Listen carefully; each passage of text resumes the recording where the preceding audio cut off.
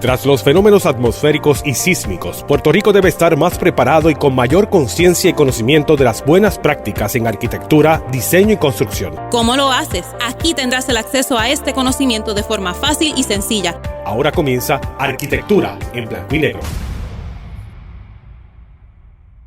Saludos a todos y todas aquellos que nos escuchan. Yo soy el arquitecto Luis Vadillo Lozano, decano de la Escuela de Arquitectura y Diseño de la Pontificia Universidad Católica de Puerto Rico, y estoy con ustedes como todas las semanas hablando de arquitectura, deseándoles a todos que se encuentren bien y en salud y recordándoles que Dios nunca nos abandona.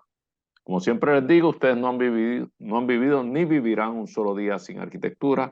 Estamos siempre rodeados, protegidos y acompañados por arquitectura, y así será por lo que resta de nuestras vidas. En este programa comparte conmigo, como siempre, nuestro comoderador y coordinador de la Unidad de Historia y Teoría, el arquitecto Jesús Meléndez Vázquez. Saludos, Jesús. Saludos, decano, un placer. Jesús, el programa anterior habíamos estado analizando dentro de este tema del estado de la arquitectura a comienzos del siglo XXI. Habíamos estado analizando un ensayo escrito por la profesora y arquitecta Mary MacLeod, un ensayo que titula Form and Function Today. Y lo que nos plantea, y en el caso de ella, con un ensayo que por momentos se volvía un poco difícil de entender, pero lo que traía a nuestra conversación un tema que es fundamental en la arquitectura, y es la relación entre la función y la forma, la expresión formal del objeto arquitectónico. Es una relación codependiente que se ha discutido a lo largo de la historia, pero particularmente se discute con el movimiento moderno. Y de hecho es el arquitecto Louis Sullivan, un arquitecto que su práctica ocurre entre finales del siglo XIX y principios del siglo XX, hasta los años, hasta la década de los 1920, 24 o algo así. Y donde él afirmó en un momento dado lo que se ha convertido casi en uno de los dogmas del movimiento moderno: form follows function, o como él lo dijo, form ever follows function. O sea que la forma siempre sigue a la función. Es como si la forma fuera el resultado de la función, la forma del edificio. Eso es curioso viniendo de Sullivan, porque todavía Sullivan mantenía un estilo arquitectónico, la expresión de sus edificios tenían un grado de decoración y de materialidad que no necesariamente cumplía con los estándares de aquellos modernistas a ultranza de Europa, y que nosotros hemos estudiado y que se manifiestan a partir del Bauhaus, y en cuya arquitectura sí definitivamente era mucho más limpia y pretendía que su expresión formal fuera un resultado directo de aquella función que albergaba, ¿verdad? Esto es un tema que a nosotros, como que durante la presentación del ensayo de la semana anterior, nos desvió en una conversación que a mí me resultó interesante, y que llegamos a la conclusión que no teníamos tiempo para el momento en que se plantearon las preguntas, no teníamos tiempo para discutirlo. De hecho, con esa costumbre tuya, a veces haces las preguntas más complicadas cuando lo que quedan son apenas minutos de que se concluya el programa. O sea que no había forma de atender lo que fueron cuestionamientos de tu parte muy interesantes, y que yo entiendo que no debíamos de dejar a la audiencia sin responderlos y sin atenderlos, ¿verdad? ¿Hasta dónde era una conversación que nos llevó una cosa a la otra, la función y la forma y la función, la correlación entre ellas. Si esto es necesariamente así, si es la forma siempre el resultado de la función o si hay otros factores, habíamos hablado de la cultura, que pudieran eh, informar la forma o ejercer función, no quiero utilizar esos términos, o ejercer alguna influencia sobre la forma final del edificio, sobre la expresión final del edificio, que no necesariamente fuese el resultado de su propósito, el resultado de su función. Definitivamente el movimiento moderno, ya superado Sullivan ya en el siglo XX, evoluciona en varias trayectorias, si no en muchas, en varias vertientes. Y una de ellas es la que se conoce como el funcionalismo, ¿verdad? En la arquitectura funcionalista, donde precisamente afirma lo que estamos diciendo. El objetivo principal es satisfacer las necesidades funcionales del edificio, ya que la belleza de la arquitectura se entiende que emerge de manera natural eh, eh, al enfocarse en resolver cómo va a funcionar este edificio. O sea que si el principio es que si tú pones a funcionar el edificio adecuadamente, lo que emerge de esas funciones, esa forma que emerge, debe ser igualmente bella. Así como su función es coherente, su forma debe ser bella. Y que el edificio debe reflejar el propósito particular o el propósito específico del espacio. Si esto lo llevamos al extremo, si esto lo aplicamos de manera extrema, entonces, y con esto te doy paso y después atendemos otros temas, pero podemos quedarnos en este tema por ahora.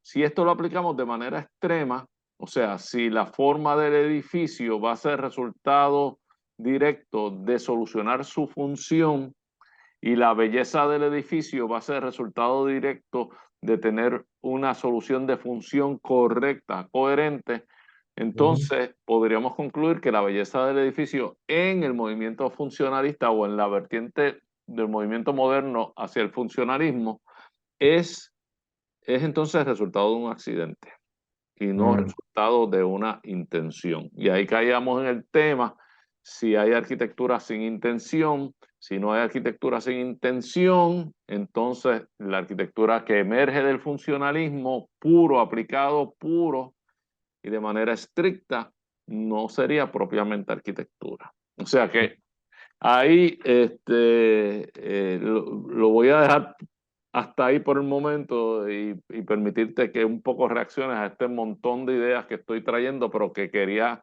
reunir porque es donde nos quedamos en el programa anterior. A ver, empieza por donde tú entiendas, por donde tú prefieras.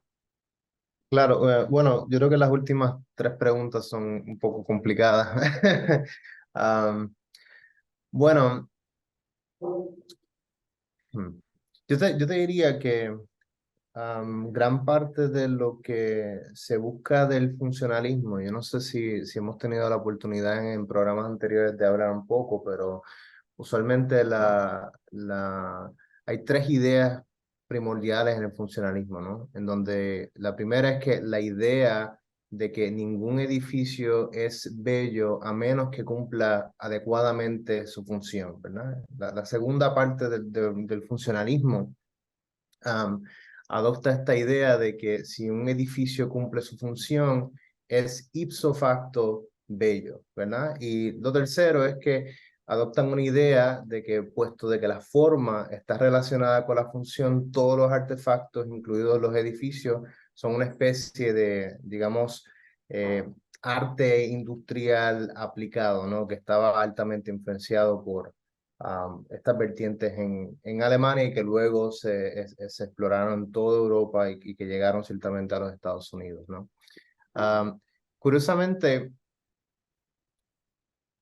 si el funcionalismo tiene algún propósito o inclusive puede adquirir un grado de belleza, yo creo que muchos de este pensamiento está arraigado a cómo se ensambla el edificio, cómo aquellas partes que son cuantitativas proveen una noción de una cualidad, ¿no?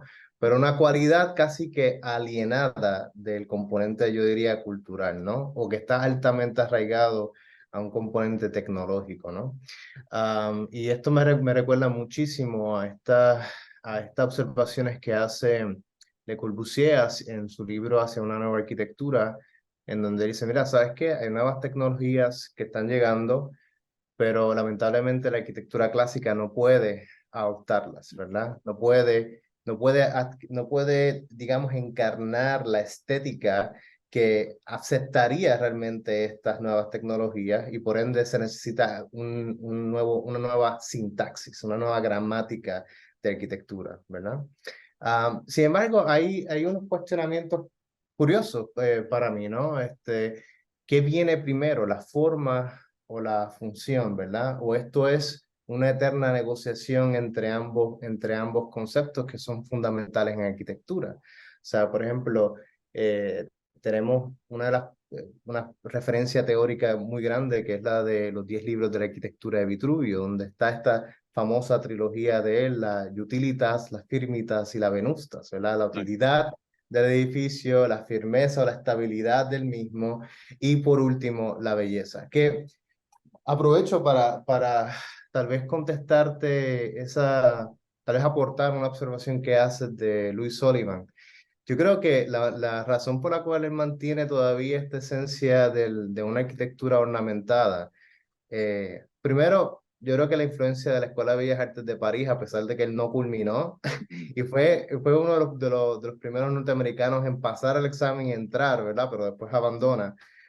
Creo que está muy arraigada la noción de cómo a través de la belleza la arquitectura adquiere un estatus, ¿verdad? Y por ende, estas influencias del mundo neoclásico casi que se ven impregnadas en esta arquitectura de, ok, ¿cómo puedo dotar de belleza este edificio con una función, ¿no? Que en todo caso está ensamblado de una forma con un orden particular, que yo creo que en el contexto del siglo XIX eso era el sinónimo de belleza, ¿no? Claro, porque estamos hablando de una época de pensamiento empírico, ¿no? Pensamiento científico y que ciertamente el orden de las cosas es lo que se debe apreciar como belleza, ¿no? Y ciertamente eso se mueve al siglo XX. Pues mira, hay algo particular aquí que quiero compartir. Ok, hay un aforismo que a mí me encanta de parte del arquitecto austriaco Adolf Loos, que de nuevo también él ha sido muy crítico sobre el concepto de la ornamentación en la arquitectura, es decir, digamos un rechazo a lo que el ornamento es un tipo de belleza. Él hace este aforismo donde dice que si encontramos un montículo en el bosque, ¿verdad? De 2 metros de largo y 3 de ancho, formado o dado forma en una pirámide, moldeado con una pala, nos ponemos serios y algo en nosotros dice, aquí hay alguien enterrado. Eso es arquitectura, ¿verdad? Curiosamente, aquí no necesariamente hay una noción de primero función, hay un reconocimiento de alguien que no sabe de arquitectura, por ejemplo, porque ese aforismo es mucho más inclinado a la parte instintiva, ¿no? Nos dice que la forma es lo primero que nosotros empezamos a percibir, a entender, y luego su función, ¿verdad? Es lo que le da casi que el contexto final, ¿no? Y que ciertamente en un ejemplo muy básico, ¿verdad? Son cuando nosotros entramos a espacios religiosos, ¿no? Y que tal vez no comportamos la fe en la cual se practica en un templo, por ejemplo, como la catedral gótica, la catedral iglesia primada de Toledo, en donde tú entras y tal vez no hay misa ocurriendo, ¿verdad? Pero tú entras con una actitud en silencio, ¿no? De respeto, como si realmente hay una señal, hay un mensaje que está arraigado al espacio y lo que da forma al espacio, ¿no? O sea, que hay una noción donde la forma tiene esta capacidad de llevarnos a un momento de realización y de reconocimiento, ¿verdad? Y que ciertamente nosotros, antes de entrar al nitty-gritty de la arquitectura, casi que uno puede comprender qué es lo que estoy viendo, inclusive reconocer qué es arquitectura y qué no es arquitectura, primero a través de la forma, ¿no?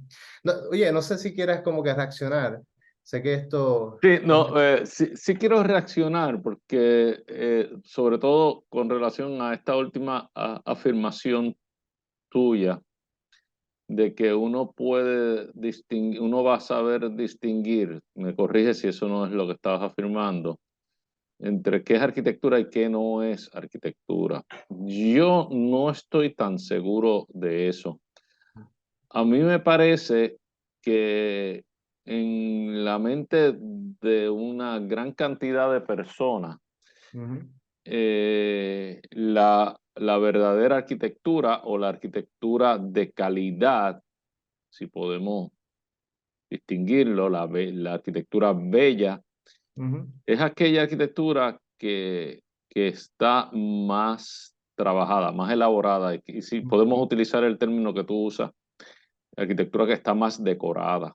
Yo ujú, creo que todavía ujú, persiste esa percepción en una gran porción de la población ujú, y que los principios que surgen tras el movimiento moderno, donde es una arquitectura más franca, ujú, donde es la materialidad la que, la que tiene mayor presencia, donde la decoración se elimina, es innecesaria, ujú, eh, es percibida por una gran cantidad de la población como algo eh, eh, de poco aprecio, ujú, relativamente sencilla de resolver, ujú, eh, y que no contiene muchas de las características que se consideran del orden del arte, que la hicieran verdadera arquitectura, sino que es en exceso utilitaria y por lo tanto no, ujú. no necesariamente algo que uno deba de llegar a despertar mucho aprecio Claro. por ella. Es muy funcional. Y Mm, todo eso puede ser cierta, es más funcional, es más directa, es definitivamente no decorada, pero sus, pero sus principios son igualmente válidos y es una arquitectura igualmente fuerte. Yo creo que eso no ha sido del todo entendido. No me parece que eso sea del todo entendido, del todo apreciado. Y a mí me parece que hay mucha gente que piensa que muchas de estas ofertas de la arquitectura moderna raspa casi en la no arquitectura, mm, en claro. la Mm, no arquitectura, y que el objeto arquitectónico de verdadero valor debe ser algo mucho más elaborado y con mucha mayor intención, que es lo que nos lleva al otro punto. Si no habiendo intención, no hay arquitectura. ¿Y dónde comienza a distinguirse la intención en el objeto arquitectónico? mm, Cuando en realidad el objeto construido no se considera arquitectura o no es arquitectura. Y mm, para nosotros los arquitectos quizás tenemos una latitud mayor donde incluimos más objetos dentro de la arquitectura, pero la mayoría de la población tiene una latitud mucho más cerca y excluye muchos objetos que nosotros los arquitectos podemos considerar arquitectura, y que ellos empiezan a no verlo como mm, verdadera arquitectura, como arquitectura seria o como arquitectura de valor, mm, meramente por la imagen que tienen en la mente de qué es lo que es un objeto arquitectónico valioso y usualmente amarrado a principios y a valores, valga la redundancia, de, de, de periodos de la arquitectura claro. previos al movimiento moderno. Pero nada, esta primera mitad llegó hasta aquí. Nos tenemos que reunir en unos minutos en la segunda mitad del programa. No se retire nadie, que vamos a coger los otros temas a ver si logramos de alguna manera clarificar estos conceptos. Nos vemos en unos minutos. Esto es Arquitectura en Blanco y Negro. Ahora comienza Arquitectura en Blanco y Negro. Amigos, aquí de regreso, yo soy el arquitecto Luis Vadillo Lozano, decano de la Escuela de Arquitectura y Diseño de la Pontificia Universidad Católica de Puerto Rico, y les invitamos a que busquen en YouTube, a que nos busquen en YouTube bajo el nombre Arquitectura en Blanco y Negro, donde todos los jueves encontrarán nuevo contenido. En este programa compartiremos con ustedes conocimientos de esta bella profesión de la arquitectura, aquellos que les sirvan para evaluar, observar, saber exigir y saber apreciar la buena arquitectura. En esta segunda mitad del programa continúa con nosotros nuestro comantenedor y coordinador de la Unidad de Historia y Teoría, el arquitecto Jesús Meléndez Vázquez. Jesús, estamos obviamente en este tema que se deriva de una lectura, de un ensayo que tuvimos la semana pasada, escrito por la profesora y arquitecta Mary MacLeod, y que su tema iba relacionado a la relación entre la forma y la función de un edificio. O sea, se titula Form and Function Today. Right. Esto habíamos hablado que es uno de los grandes temas en la arquitectura, la relación entre la forma y la función, y habíamos comenzado a analizar la semana pasada y continuamos en la primera mitad de este programa esa relación que quizás para el que no está envuelto en la arquitectura no se da cuenta que es tan controversial. Cuánto la forma de un edificio, su expresión volumétrica es resultado de la función que alberga. Bueno, mucha gente de las que nos están escuchando quizás pensarían que esto es así, que definitivamente pues un edificio expresa qué es lo que está ocurriendo dentro de él, pero tengo que decir o tengo que llamar la atención que esto no necesariamente es así, y que por la mayoría del tiempo de la humanidad y de la existencia del hombre, del ser humano, debo decir, en todo momento que hizo arquitectura, no necesariamente sus edificios respondían, o la expresión del edificio respondía a la función, sino todo lo contrario. Respondían más bien a principios de otro índole, principios de índole cultural. Y que nosotros tenemos tantos movimientos en la arquitectura que si ustedes los observan con detenimiento, atienden los mismos problemas, exactamente las mismas funciones, albergan las mismas funciones, pero tienen expresiones completamente diferentes. Expresiones volumétricas completamente diferentes. No es sino hasta el siglo XX, todo tiene su excepción, tengo que decir que todo tiene sus excepciones, pero en términos generales es así. El ser humano hasta el finales del siglo XIX, incluyendo en movimientos bastante recientes como lo es el Art Nouveau a finales del siglo XIX, incluyendo el Art Nouveau, donde ya obviamente el diseñador empieza a ser más franco en el uso de los materiales y más atrevido en el uso de los materiales y en la sinceridad de los materiales. Todavía el Art Nouveau es un movimiento decorado. No llega a los grados de franqueza que llega el movimiento moderno del principio del siglo XX. O sea, que no es hasta el siglo XX que de verdad empiezan a surgir posturas sólidas en términos del edificio no decorado, y de que la expresión del edificio debe ser mucho más sincera, un poquito influenciado por las condiciones económicas y la necesidad de reconstrucción y recuperación de toda Europa, y definitivamente influenciado por esta nueva cultura de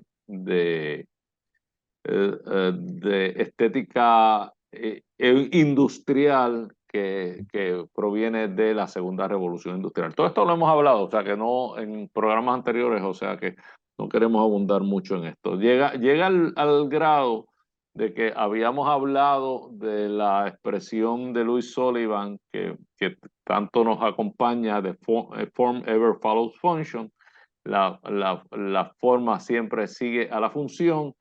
Pero hay otras expresiones. Tenemos una expresión como la del arquitecto Mies van der Rohe, que dice less is more, menos es más.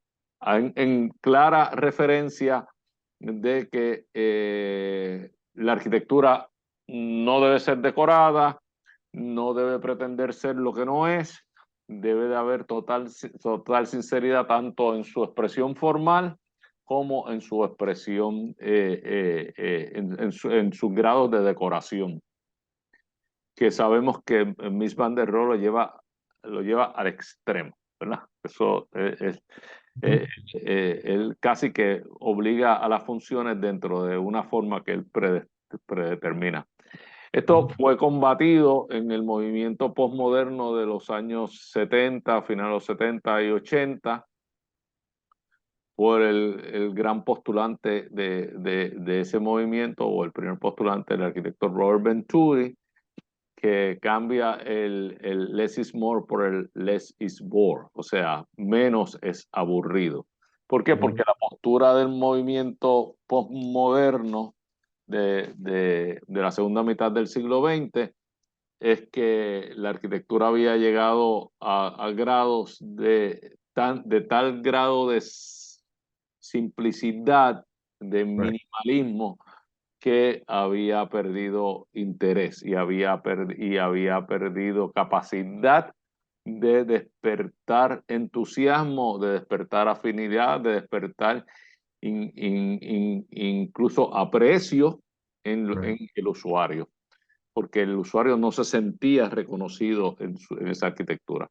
Y en esto casi que habíamos quedado en la segunda, en la primera mitad, al final de la primera mitad, donde yo te planteaba que una gran porción de la población actualmente que no reconoce necesariamente la arquitectura del movimiento moderno como verdadera arquitectura. Yo he tenido experiencias a veces de ir a entrevistas donde me hacen una pregunta que yo no sé ni cómo responder, cuando el entrevistador, quien no es arquitecto, me dice: arquitecto, y esto doy fe que me ha sucedido en más de una ocasión, en 2 ocasiones por lo menos me recuerdo haber gagueado porque no entiendo cómo es que me hacen una pregunta como esa, pero me hacen: arquitecto, ¿por qué la arquitectura moderna, y no se están refiriendo al movimiento moderno, sino a la arquitectura contemporánea, es tan fea?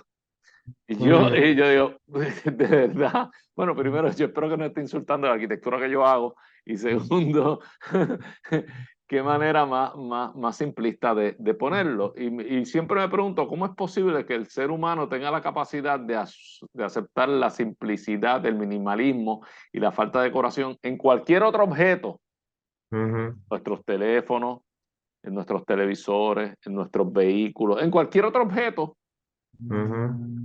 menos en la arquitectura, de la cual se le exige, para hacer gran arquitectura, decoración y revestimiento. Y con esto te dejo a ver si de alguna manera podemos entrar en el tema que a mí me gustaría, si lo cogemos por las dos frases encontradas, y si me digas si less is more o less is bore. ¿Cuál es tu opinión? Bueno, gracias. Oye, yo coincido contigo. A veces es un poco curioso la, la percepción ¿verdad? De los individuos que no son versados en arquitectura, ¿no? A veces creen que porque simplemente se vea con esta referencia del mundo clásico, que tenga columnas con alta ornamentación, con un frontón, de momento, esa es arquitectura, y la arquitectura del siglo XX no lo es, ¿no? Pero yo creo que Curiosamente, es que la arquitectura del mundo clásico ha sido tan buena en establecer que la arquitectura se debe ver desde un punto de vista de signos, de señales, ¿no? Como advertisements, ¿verdad? Y el mundo de la arquitectura moderna elimina todo eso, ¿verdad? Pero obviamente ellos como quiera se enfrentan a este problema de que como quiera tenemos que hacer un tipo de lenguaje que podamos compartir como como un punto de partida, ¿no? Yo creo que los cinco puntos de la arquitectura de Le Corbusier como que funcionan para ese inicio, ¿no? Curiosamente, yo creo que de lo que vemos, de ese imaginario que las personas no versadas en arquitectura logran identificar como que señales, ¿no? El programa anterior había hablado sobre la caseta de campaña, ¿no? Que yo creo que más allá de simplemente proporcionar un espacio de protección, logra establecer para digamos, una respuesta arquitectónica para una misma solución, ¿no? O una misma función, protegernos, el espacio doméstico. Y yo creo que cada una de estas representaciones que hace Marc-Antoine Layet, Eugene Viollet-le-Duc, inclusive Gottfried Semper, permiten establecer el signo de la arquitectura, ¿no? O la arquitectura como señal, ¿no? Y que tiene diferentes formas de ensamblarse o de expresarse, ¿no? A tal medida que esto no es una mera observación del siglo XIX, también tenemos observaciones del siglo XV, el Renacimiento, en donde la caseta de campaña también tiene que mostrar un tipo de signo para ser reconocible y separarse de aquel espacio de lo natural, ¿no? Pero en el caso de la arquitectura moderna, sí implica que hay un reconocimiento de que si hay nuevas tecnologías, por ende, hay nuevas funciones que surgen, por lo tanto, hay un problema arquitectónico de cómo recibir esa función, ¿verdad? Por ende, hay que proponer una nueva reconfiguración del espacio, una nueva expresión del edificio, que nos lleva, ¿verdad?, a esta dicotomía entre la forma en relación con su función, ¿no? Que yo creo que en el caso de la Villa Savoia, por ejemplo, que tengo imágenes aquí, a mí siempre me ha estado muy curioso de que al final, aunque esto tenga los cinco puntos de la arquitectura, tiene un cierto, digamos, sentido clásico, ¿no? De los componentes puestos en su sitio, ¿no? Expresados al unísono, y que al final el encuentro del lenguaje más su expresión define la estética del espacio, ¿no? O sea, que esta cocina ya no es una cocina normal, es una cocina moderna, ¿no? O sea, no sé si hay una reacción de esta parte, pero quería incluir una frase de Mies van der Rohe que creo que te puede interesar, que habla particularmente de Louis Sullivan, que dice, cuando Louis Sullivan decía la forma debe seguir a la función. Creo que él todavía no estaba actualizado en la frase verdadera de Luis Sullivan. Continúa Mises diciendo, estaba reaccionando a su tiempo. No creo que este concepto siga siendo válido. Hoy en día la función cambia tan rápidamente que solo una gran flexibilidad tiene valor en un edificio. La flexibilidad es lo importante y característico de mis edificios y no la expresión de su función, ¿verdad? Tal vez esa es la respuesta a la obsesión de Mies con todas son cajas, ¿verdad? Porque el espacio, la función necesita adaptarse con una gran rapidez que la arquitectura no puede moverse de esa manera. Suena un poco a la defensiva esa expresión de Miss, ¿verdad? Porque yo supongo que debe ser en reacción a las opiniones de tantas personas de que todo lo metía en cajas y entonces él justifica sus cajas como por flexibilidad. Esta caja es flexible, yo puedo acomodar las funciones aun cuando estas vayan cambiando, ¿verdad? No sé si eso es del todo cierto, pero está curiosa, está curiosa. Está muy curiosa esa frase, no la había visto, ¿sabes? No, te la agradezco. Sí, no, de hecho, esto viene de una entrevista.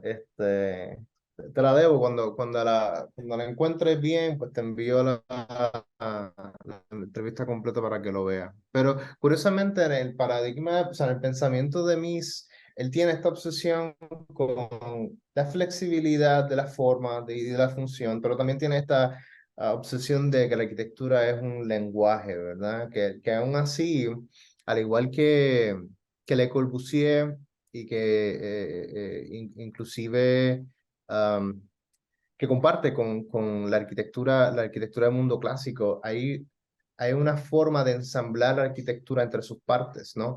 Que permite una cierta variedad en su forma, porque esto es una caja al final del día, pero se ve muy diferente a los edificios de Mies en Chicago, ¿no? O sea, tienen una estética muy distinta. Y yo creo que tal vez el ejercicio universal o la forma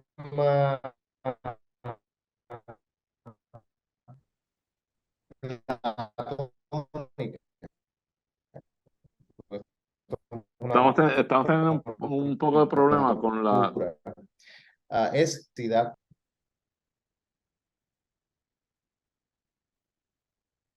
Hello. Hello. Sí, es que tuvimos un poco de problema con la conexión, pero ya se resolvió. Adelante. No, simplemente estaba mencionando que tal vez en este sentido, MIS como que nos ofrece una alternativa que no es tanto la forma sobre la función o la función sobre la forma, sino que hay que establecer un plano de negociación, ¿no? En donde tal vez la flexibilidad que él hace, ¿verdad? La observación que él hace es que la arquitectura tiene que acomodarse de esa manera, ¿no? O sea que aquí tal vez la cultura empieza a definir cuál es la intención particular de la arquitectura del momento, ¿verdad? ¿Cuál es el vector de fuerza hoy día? Pues hoy eso es lo que estamos tratando de descifrar durante esta serie de programas, ¿verdad? Revisando la arquitectura del siglo XXI. Sí, a mí me gustaría hacer una diferencia entre Mies y el resto de los arquitectos del movimiento moderno. Yo creo que Mies es un caso aparte. Hay una Ujú, gran diferencia entre los resultados de la arquitectura. No sé si en el discurso, Mies era una persona de poco discurso, no es como un Le Corbusier o un Gropius, ujú, pero y era mucho más reservado. Incluso el mismo Frank Lloyd Wright escribe mucho más que Mies. Pero a mí me parece que Mies rompe un poco la norma del movimiento moderno y se enamora de una forma y casi que obliga las funciones a ocurrir en esa forma. Yo creo que Mies invierte y en vez de que la forma siga la función, la función debe de acomodarse en la forma. ujú, Y ujú, ujú, yo no creo que ninguno de estas cajas hermosas de Mies, tanto a todos tamaños, a nivel residencial o a nivel institucional, eh, respondan necesariamente a la función que alberga. Yo creo que no responden en lo absoluto, sino a una decisión ujú, preconcebida casi de cómo se tiene que ver. A mí no sé en dónde quedan, o sea, el movimiento postmoderno de los siglos, de la década de los 70 y los 80 tuvo la razón de ser, es una reacción obviamente al, ujú, al movimiento moderno más extremo, el minimalismo, y, y hace unos postulados que no son del todo descartables y, claro. donde, y que algunos de ellos permanecen con nosotros. Ujú, ujú, A mí no me parece que estemos ya yendo a la arquitectura del siglo XXI, que estemos ya en el movimiento moderno. No lo estamos, no compartimos muchos de los postulados. Eh, ujú, Estamos en un postmoderno con, sin referenciales historicistas. Eso es lo que me parece a mí. Y estamos quizás en un ujú, postmoderno confundido ujú, donde de momento estamos experimentando no solamente con nuevos materiales de última generación, sino con nuevas tecnologías que están dando el resultado, y porque en esto tenemos que llegar, que es a la arquitectura del siglo XXI, el estado de la arquitectura en el siglo XXI, de aplicar tecnologías digitales y aplicar nuevos materiales y aplicar según nos convengan principios del movimiento moderno y del movimiento posmoderno. Entonces está saliendo una arquitectura que yo creo que no tiene, hasta el momento no tiene fundamentos filosóficos sólidos en los cuales podamos insistir y utilizar como referencia y por lo tanto tener algún grado de consistencia, como sí lo llegó a ver en la arquitectura moderna y como sí lo llegó a ver en la arquitectura postmoderna de finales del siglo XX, donde había un cierto grado de afinidad entre las propuestas arquitectónicas. Pero sin más nada, se nos acabó el tiempo de nuevo. Yo creo que no hemos terminado con los temas, se nos acabó el tiempo, pero estamos entonces para la próxima semana. Esto es Arquitectura en Blanco y Negro. Te agradezco que hayamos tratado de atender unos temas tan complicados como esto de forma y función, y espero que no hayamos confundido a mucha gente de los que nos están escuchando. Pero si se han confundido, no están solos en esta confusión. Esta es una confusión, esta es una discusión larga y parece que sin fin. Sin más nada, Jesús, gracias siempre por tu participación y gracias a todos aquellos que nos acompañaron durante esta hora. Esto es Arquitectura en Blanco y Negro. Nos vemos la próxima semana. Gracias. Todos vivimos en sintonía con la arquitectura. Queremos escuchar tus ideas, dudas y preocupaciones. Escríbenos a arquitecturaenblancoynegro@pucpr.edu. Arquitectura en Blanco y Negro es una producción de la Pontificia Universidad Católica de Puerto Rico.